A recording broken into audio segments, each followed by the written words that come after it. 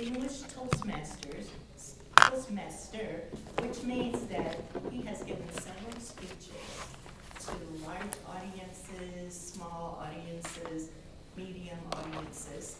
Plus, he has performed a number of leadership roles, not only here in the club, but also at the division level and at the district level.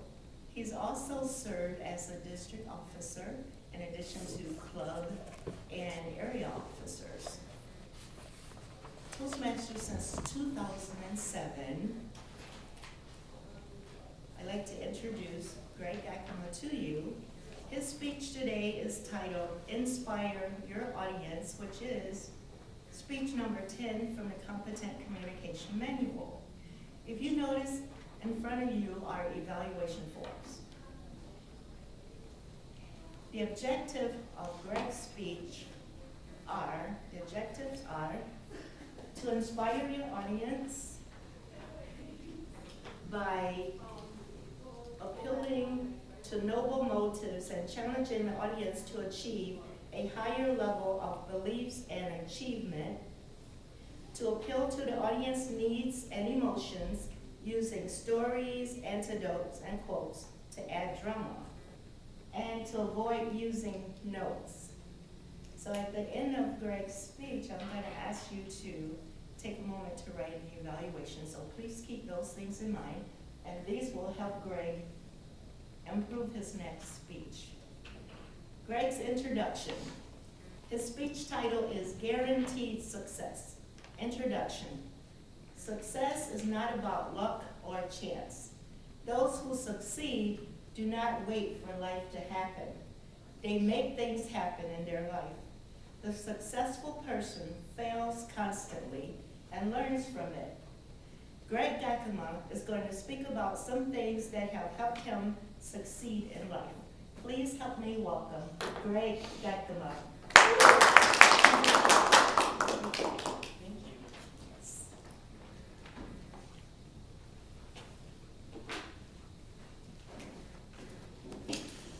When I was a kid, I knew exactly what I wanted to do in life. Play center field for the Detroit Tigers. Okay, so that's a 1 in a million chance, but you realize how kids have dreams. And when I was 12 or 13, I knew I wanted to make maps for a living. I wanted to be a cartographer. I'd collect maps. I was going to be the best cartographer in the world. I did go on to college, got a cartography degree, but sometime in life when I was a kid and when I got my degree, doubts and fears, self-confidence came in, and I saw all the jobs in mapping were in other states, Chicago, Washington, D.C., and I looked at the fear instead of seeing my goal, and I thought, I can't leave my family. So I settled for a job in land surveying, which land surveying was great. I worked there were some maps in land surveying, but I was out in the field using the survey equipment. It was about 4 years ago when I'd been in land surveying for 14 years that I said, is this all there is to life? I wanted to go home for the weekend. I wanted to go home for the day. I was like, okay, it was an okay paying job, but I really wanted to do my passion, which was maps. Fellow Toastmasters and welcome guests. A lot of us are like that. We've got a job, we don't want to risk it and go find something else. So we settle and we wait for retirement. I can help you by learning how did I get from this point 4 years ago where I was in surveying. And today I'm now working in the Planning Bureau in maps. Well, it started, I would say, about 3 years ago. And that's when the Toastmasters president of the world of Toastmasters came to Lansing, Mr. Mohammed Murad. And Manesh was there. It was at Accident Fund building down the street. And Mr. Murad said, are you in a job that, you're asking, is this all there is? I nodded, yes. He's like, it doesn't matter if you missed opportunities, because opportunities are going to keep coming across your path every day. Your job is to reach out there and grab one of those opportunities. I said, he's talking to me. because, you know, all these years I have been, oh, this job, is this all there is? But I have these state job openings every day, 20, 30, 40 would come across every day. And I had never applied. The next day, I applied to one of those jobs. And you know what? I got an interview. And I thought, this is easy.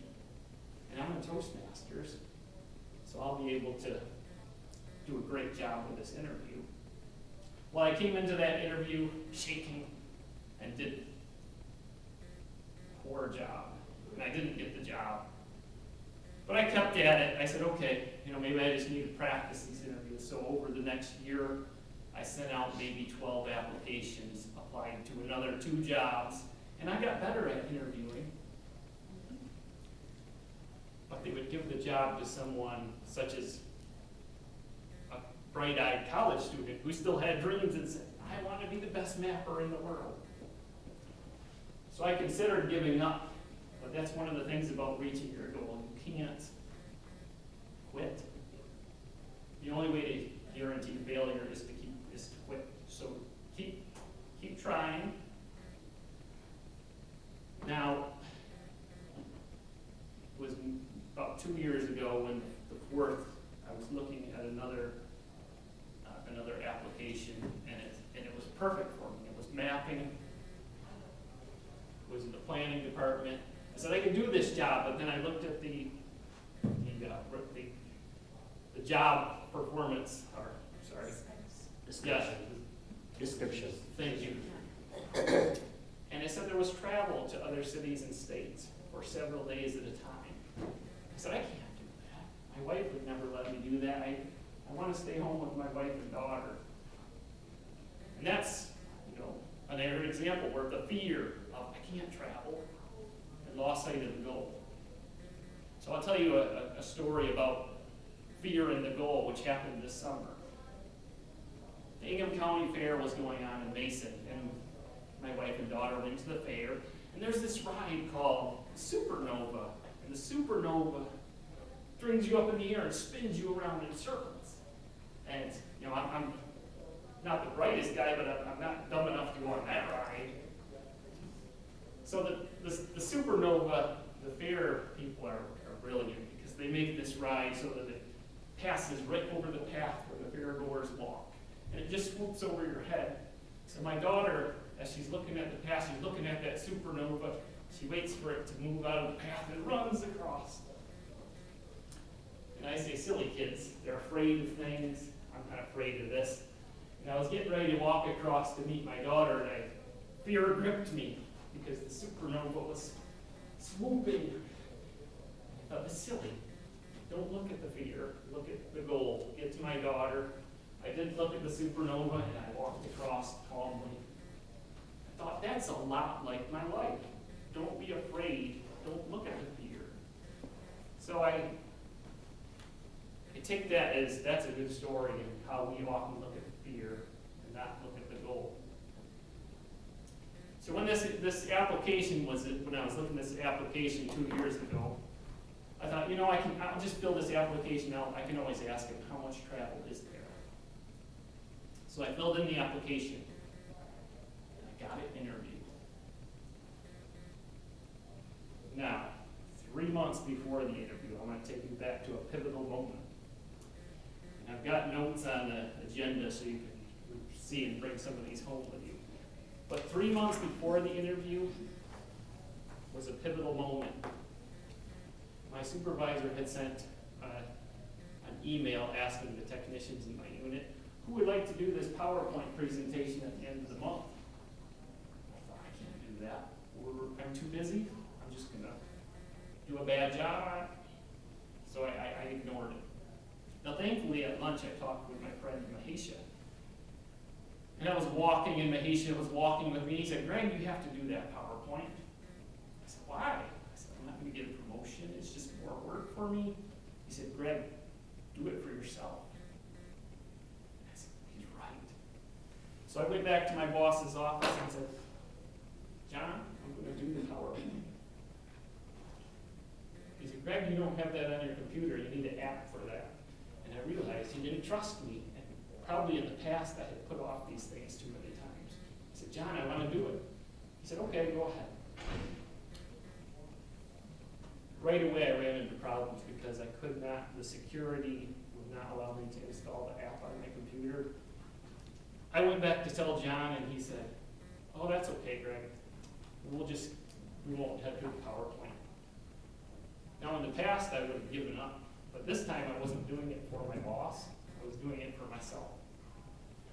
So I went to an engineer, we got the go around to get the app installed on my computer.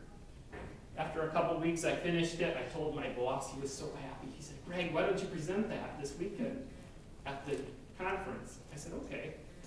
So I presented, I did a great job, and my confidence, which had gone from Toastmasters, had gone from here to here. Now it went much higher. Whenever anyone would ask me to do a project, such as, Greg, can you do computer-aided design for me? I would say, of course, and I had no idea what I was doing. But I would find out if I Googled it and asked someone, I could do it. And every time I had a project, I would get it done. And so when I had the interview in planning 2 years ago, they would ask me interview questions. Can you name a time when you worked with some technology that you had no idea what you were doing? I said, why yes, just 2 months ago I worked with this computer-aided design. Can you name a time when you worked with a team of individuals for the goal? Well, with Toastmasters 3 months ago I did this. So I aced the interview and I got the job. And when they called me on June 1st, 2016, I didn't ask them, how much travel is there? I didn't even ask them how much the job paid. I just said, I will take this job. I did not look at the fear. I've been with that job for 2 years and 5 months. I've traveled exactly 0 days. So what is the lesson you can take home from here? Well, on the back of the agenda, take it home. Don't look at the fear. You'll lose sight of the goal. When you're a kid, you don't have any fear. Somewhere along the line, you learn fear from other people. Don't be afraid to fail. Don't quit. You guarantee failure. Don't wait for luck or a chance in life. Create your own luck. Don't wait for the promotion. Go get it what you want yourself. And the most important thing, don't do things to please your boss or supervisor. There's too much pressure there. Do it for yourself. You'll find out more often than not, you're going to be able to accomplish whatever you put your mind to. Now,